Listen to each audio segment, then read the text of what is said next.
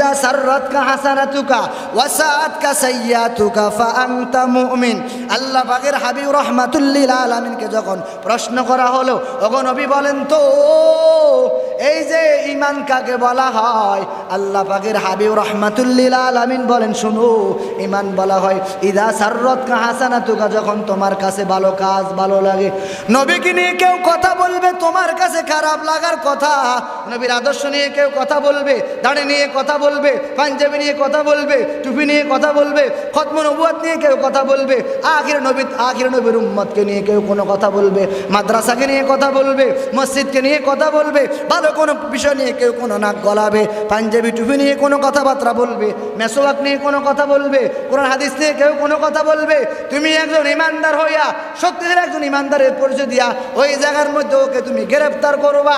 তোমার ইমানের শক্তি দিয়ে ওকে তুমি যথেষ্ট পরিমাণে তুমি যথেষ্ট পরিমাণ